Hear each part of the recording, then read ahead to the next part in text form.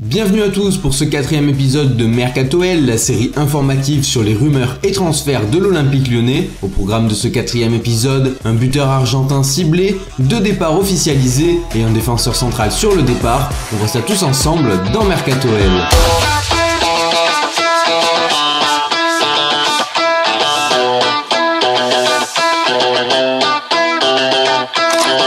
Sa venue ne faisait plus un doute, Marcelo a été présenté par le club lyonnais le lundi 17 juillet dans l'après-midi. Le défenseur central brésilien est arrivé en provenance du club turc de Beşiktaş pour 7 millions d'euros secs et 500 000 euros de bonus éventuels. La 4e recrue défensive rhodanienne après Marsal, Mendy et Tété a signé un contrat de 3 ans, soit jusqu'en juin 2020. Contrairement à ce qui était annoncé, le mercato n'est peut-être pas bouclé. En effet, d'après Genesio, l'OL se laisse toujours la possibilité jusqu'au 31 août de saisir une opportunité. Ainsi, plusieurs noms d'attaquants sont apparus dans la presse, comme Mitrovic ou encore Lucas Alario. Selon l'équipe, l'attaquant de River Plate a été proposé à l'OL qui n'aurait pas dit non, mais d'après le site sportif sud-américain LPM, Lucas Alario n'est pas à vendre et la seule possibilité de le recruter serait de payer sa clause libératoire élevée à 18 millions d'euros, un montant qui est dans les cordes pour le club lyonnais, car même si Alario manque d'expérience au plus haut niveau, il a été décisif à 30 reprises en 51 matchs dans son club actuel. Comme annoncé dans le précédent Mercato-L, Fad Moufi vient de rejoindre le CD Tondela, club de première division portugaise. Le jeune défenseur droit qui a signé un contrat de 3 ans a rejoint son nouveau club sous la forme d'un transfert libre alors qu'il disposait encore de 2 ans de contrat à Lyon. En effet, le club lyonnais a trouvé un accord avec le joueur pour le libérer de ses 2 années restantes, mais le club rhodanien a tout de même inséré 2 clauses dans ce transfert. La première est un intéressement à la revente à hauteur de 20%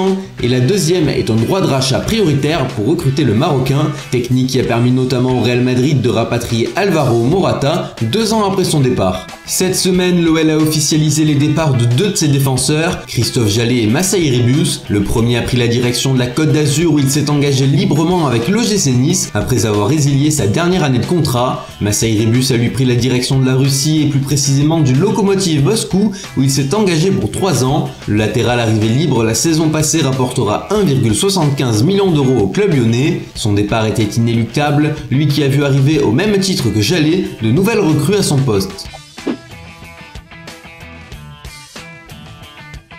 Le dégraissage ne devrait pas s'arrêter là en défense puisque Yanga Mbiwa devrait lui aussi faire ses valises. Ainsi, plusieurs clubs seraient intéressés, Montpellier en France ainsi que le Zénith Saint-Pétersbourg, Stoke City et Malaga à l'étranger selon RMC, mais ce serait Malaga qui aurait un pas d'avance, une offre de 3 millions d'euros étant à l'étude selon Marca. On enchaîne avec le récapitulatif de ce mercato lyonnais. On enregistre les arrivées de Fernando Marsal pour 4,5 millions d'euros, Bertrand Traoré pour 10 millions plus 15% à la plus-value, Ferland Mendy pour 5 millions, Mariano Diaz pour 8 millions plus 35% à la plus-value, Kenny Tété pour 4 millions plus 10% à la plus-value, et enfin Marcelo pour 7 millions plus 500 000 euros de bonus. On notera également les retours de prêt de Clément Grenier, Romain Del Castillo, Aldo Kalulu et Louis Ngagnoni. Concernant les départs, Corentin Tolisso est parti au Bayern Munich pour 41,5 millions d'euros plus 6 millions de bonus, Mathieu Valbuena à Fenerbahçe pour 1,5 million plus 1 million de bonus, Maxime Gonalon à la Roma pour 5 millions, Alexandre Lacazette à Arsenal pour 53 millions plus 7 millions de bonus et Massaï Ribus au Lokomotiv Moscou pour 1,75 million d'euros. On notera également les départs en fin de contrat de Jordi Gaspard vers Monaco,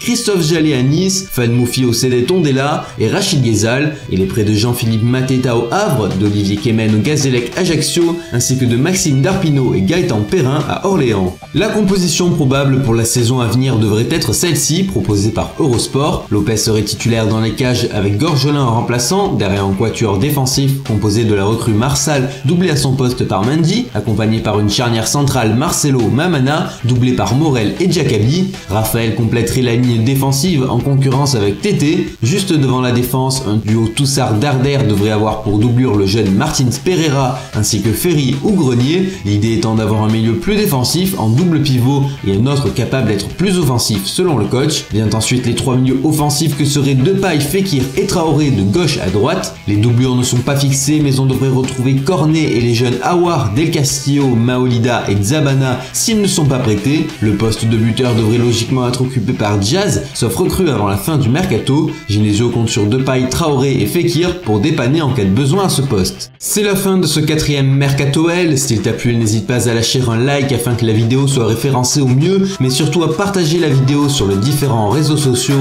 pour faire découvrir la chaîne à tes amis. C'est ça qui fait grandir la communauté. Tu peux également me faire part de ton avis dans les commentaires, que ce soit à propos des transferts de l'OL ou bien des conseils pour améliorer les vidéos. Ciao!